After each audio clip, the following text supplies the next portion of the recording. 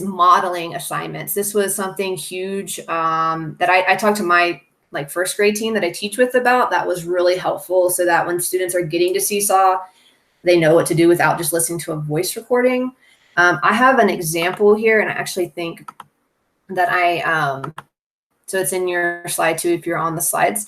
Let me save it. I have it already, but so you guys can see exactly what I'm talking about, like with modeling it. So instead of like uploading a video, what I did, and I'll show you how to create it here in a second, is I put a video here. So kids could physically watch me completing the assignment rather than me just explaining it.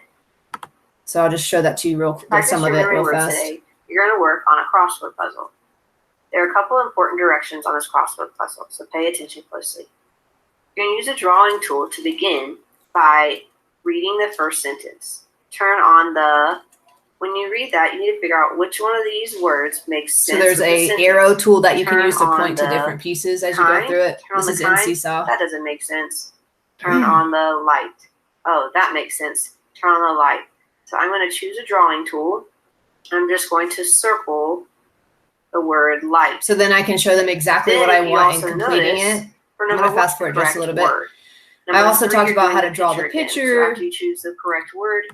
Anyway, so this was a game changer for me in terms of having my students be more independent in Seesaw. So real fast to complete this, I was just going to show you how you would do that if you wanted to create an activity and kind of model it for your students. So what you would do is add multimedia instructions or example. And you are going to add, I'm going to use a template. So maybe I had a screenshot I took or whatever I'm going to upload. I'm just going to upload something from my drive here that I have to go over here. So drive, we use a curriculum called Super Kids. So put Super Kids in there. Choose whatever template. If you might have something already in there you want to upload. Once it's in there,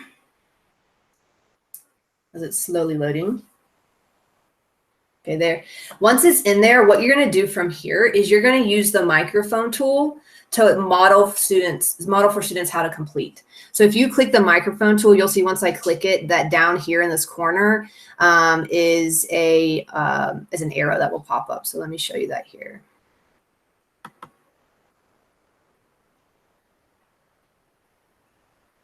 Okay, so now I'm recording this for students and I have an arrow down here.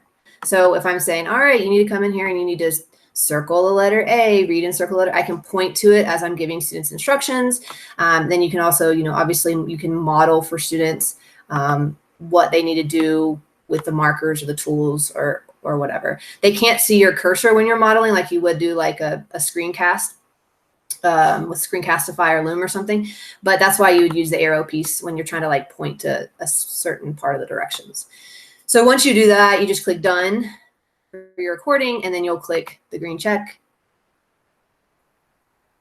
And then so underneath examples, it's right there for students. And then down here, I'll just add the same template that I have here, but without the recording for them to complete. And then when they're done, like you saw in this activity here, the crossword puzzle one, the video is right here for directions for students. So it's not like they have to click to try to find it. It's just right there readily available. Like I said, that one's been kind of a game changer for my students in terms of doing things independently. And again, I have just a click path of how I did that, what I just explained to you guys.